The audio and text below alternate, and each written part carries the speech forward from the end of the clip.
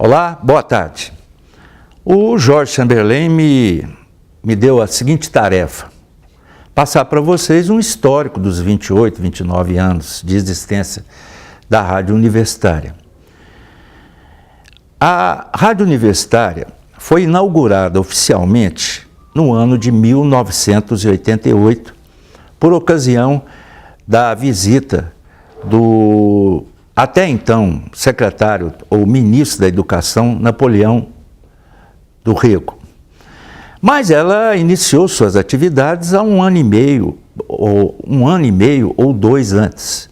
Fizemos, como todas as emissoras de rádio, um período experimental, onde a rádio funcionava 2 horas no período da manhã, 2 horas no período da tarde, tocando músicas, testando o som, testando os equipamentos. Depois que foi liberado pelo Ministério das Comunicações o funcionamento normal da rádio, nós entramos com uma programação que iniciava-se no período da manhã e se encerrava à meia-noite. No início, nós procuramos as emissoras de rádio educativas mais próximas e tomamos como base a programação da Rádio USP. Consultamos todo o esquema da Rádio USP, a programação da Rádio USP, e resolvemos trabalhar com poucas pessoas recebendo os programas da Rádio USP na base das fitas, daquelas fitas grandes que antigamente eram muito usadas. E eles mandavam os programas via correio e a gente reprisava esses programas aqui e nos espaços livres nós tocávamos música. Não funcionou, porque os programas chegavam não necessariamente na ordem necessária, na frequência necessária, e nós ficávamos repetindo. Com muito custo, eu convenci os 2 diretores da época, o professor Marcos Silva e o engenheiro Fernando Egberto, eu convenci de que a gente necessitava de trabalhar com material humano nosso, entre tantas coisas, porque uma emissora educativa tem que ter uma produção local, uma produção feita na rádio, uma produção de cunho jornalístico e também uma estrutura montada em cima de música. Bom, as emissoras educativas, elas trabalham normalmente com música brasileira. Música brasileira do gênero MPB, música popular brasileira, dessa mais tradicional. Nós iniciamos as nossas atividades num momento de ouro da música popular brasileira, num momento onde se destacavam Chico Buarque, Caetano Veloso, Gilberto Gil, Maria Bethânia, Gal Costa e inúmeros outros. Foi aquela fase de ouro da MPB. Então, material musical para preencher a programação da rádio havia. O que nós fizemos? Nós procuramos melhorar o nosso acervo. Na época, a rádio era dirigida, como eu já disse, pelo professor Marcos Silva e o Fernando Egberto. E eles liberaram para que a gente pudesse fazer permuta com a Discolândia. A Discolândia ficava ali na Afonso Pena, em frente ao Bradesco. Era a loja de discos mais famosa da cidade e da região, dirigida pelo Valtinho. E a gente fez uma permuta, eles ocupavam um espaço comercial na rádio e a gente retirava lá 10 discos, naquela época, discos em vinil, por mês. E construímos uma discoteca que ainda está aqui na rádio, na sua grande maioria, uma discoteca bem grande. Eu me esqueci de dizer por que a rádio, qual que é a origem da Rádio Universitária. A Rádio Universitária, gente, esse negócio aqui sim, meio de surpresa, vocês vão me perdoar, mas a gente vai ter que ir e voltar, né? A Rádio Universitária se iniciou de um desejo do Departamento de Engenharia Elétrica de fazer um laboratório para a disciplina de radiocomunicação. O idealizador da Rádio Universitária foi o professor Gilberto Carrijo, que foi depois vice-reitor, que recentemente foi diretor da FAO, E a primeira diretoria, professor Marco Silva, o Fernando Egberto, engenheiro do Departamento de Engenharia Elétrica, e eles foram as primeiras pessoas que dirigiram a rádio universitária.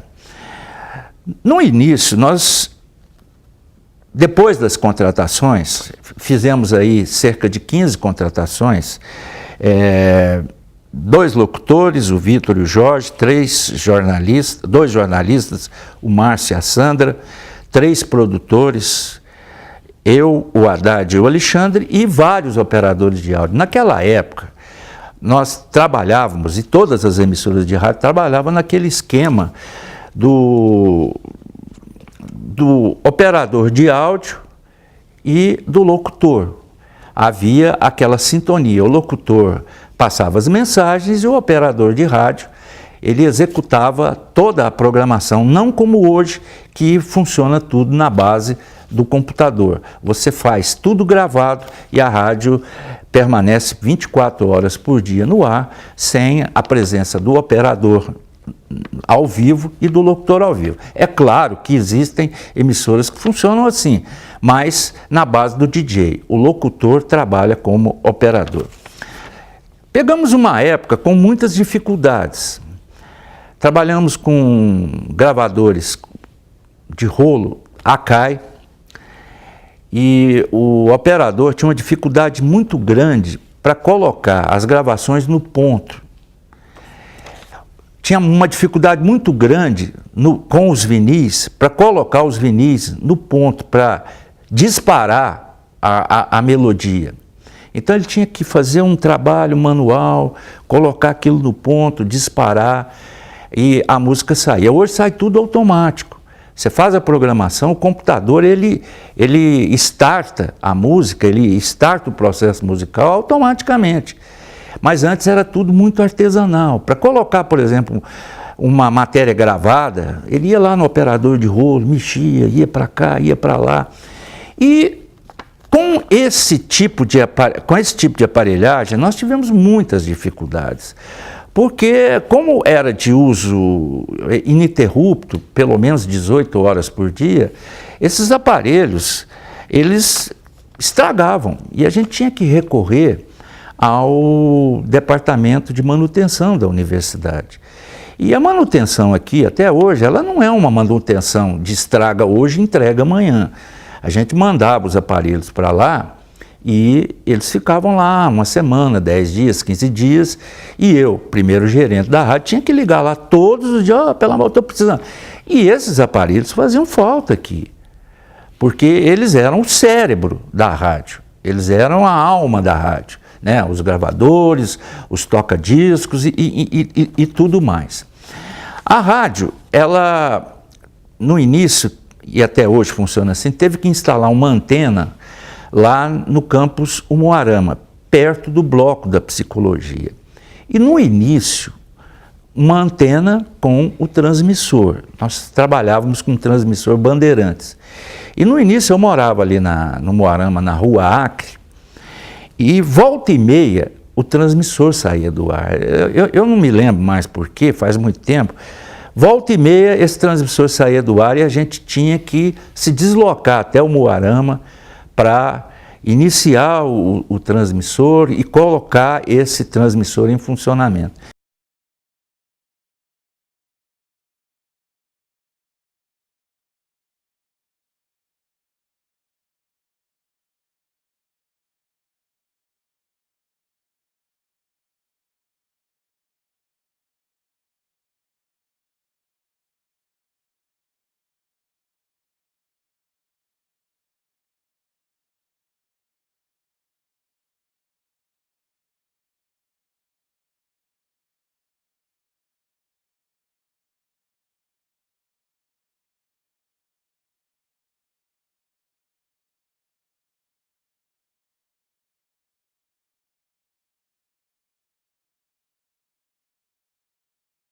Várias e várias vezes eu saía da minha casa na Rua Acre a pé de noite para ir lá, colocar o transmissor em funcionamento. Caía demais. Como caiu hoje a internet? Hoje, graças a Deus, esse tipo de acontecimento é bem reduzido, não acontece mais. Nós tínhamos problema de falta de energia elétrica, às vezes aqui no campus e no resto da cidade estava tudo bem, faltava energia lá, o transmissor ia para o espaço. E trabalhamos anos e anos com todas essas dificuldades. Na base do vinil, na base do gravador de rolo, era a tecnologia que existia na época. Depois nós fomos avançando, nós passamos pelo período das cartucheiras, onde em vez do gravador usava-se as cartucheiras.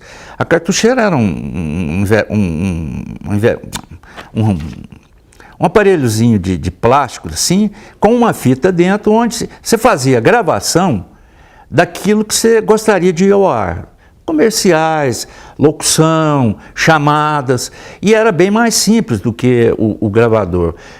Tinha um aparelho de colocar a cartucheira, você colocava lá, apertava o botão, ele disparava automaticamente aquela mensagem que estava contida na cartucheira. Veio também a época dos CDs, e começamos a ter algumas dificuldades, porque as gravadoras antigamente mandavam material. E depois, com o advento da pirataria, esse material gratuito ele foi se escasseando. E nós passamos a ter que comprar os CDs. O departamento de compras liberava para a gente e hoje temos também um acervo muito bom de CDs. Foi assim um segundo passo. Outro segundo passo foi a vinda aqui para o Bloco S do Campus Santa Mônica. A primeira sede da Rádio Universitária foi ali no prédio da Engenharia Elétrica, numa portinha que fica à esquerda de quem entra. Hoje lá, se não me engano, é um anfiteatro.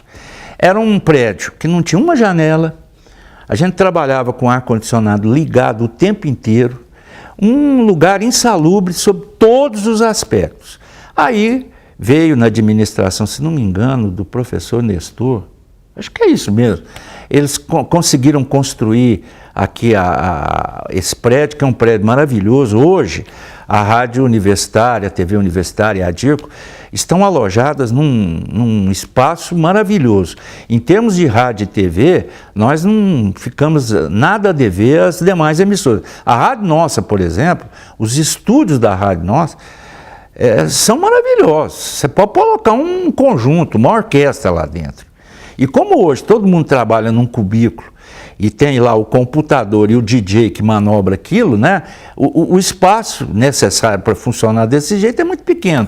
Se vocês forem em qualquer emissora de rádio aqui de Uberlândia, vocês vão ver que o coração da rádio fica num cubículo. E nós temos espaços generosos, tanto na rádio quanto na televisão. O estúdio da televisão, ele é mais ou menos, proporcionalmente, ele é mais ou menos aquilo que a TV Integração tem. E a TV Integração é hoje a emissora que tem uma estrutura física bem melhor do que as outras. A Paranaíba também. O fato é que as coisas foram evoluindo, nós passamos por algumas dificuldades, os funcionários que iniciaram, alguns resolveram seguir carreira solo, o Ayrton foi para a Bolívia, o Tinoco virou comerciante, o Gregório hoje é jornalista na TV Bandeirantes e Jornal Gazeta do Triângulo, e tivemos que trabalhar a reposição. Aí entrou a Fundação Rádio TV Educativa, contratando pessoas pela Fundação, já que nós passamos por um período no governo Fernando Henrique Cardoso, onde não havia possibilidade de contratar funcionários. Então, a Fundação entrou em atividade, fez algumas contratações e hoje nós estamos aí trabalhando, eu não sei se meio a meio, mas com muitos funcionários da Fundação que, na minha visão, estão contribuindo significativamente para o crescimento da rádio. O fato é que nesses 28, 29 anos, muita coisa aconteceu. E a rádio universitária, depois de inúmeras dificuldades, de trabalhar com programação ao vivo, de problemas com aparelhagem, problemas de espaço físico, resistência política dentro da UFO, porque a engenharia elétrica, que foi o embrião disso aqui, ela às vezes tinha uma ou outra dificuldade com determinado reitor e as coisas não eram feitas assim no tempo necessário. E rádio, gente, notícia não marca a hora, a rádio tem que ir ao ar, é obrigação, e nós passamos por dificuldades imensas. Eu fui o primeiro gerente, trabalhei 6 anos, depois acho que veio o Haddad, o Alexandre, e agora nós estamos com o Jorge, hein? O Vitor. Passamos por inúmeras situações. Eu vou estar presente aí no final da reunião. Se alguém tiver mais alguma dúvida, é porque a gente, assim, eu fui pego de surpresa, não tive como preparar, mas de uma certa maneira eu acho que eu passei em linhas gerais o que aconteceu. Hoje, o que eu posso dizer é o seguinte: eu sou viciado em rádio. Quando eu viajo, eu levo um radinho comigo. E eu sempre vou ao Nordeste, sempre vou a São Paulo, e Fortaleza tem emissora educativa, Natal tem emissora educativa, Recife tem uma baita emissora de TV educativa, que deve ser uma das maiores.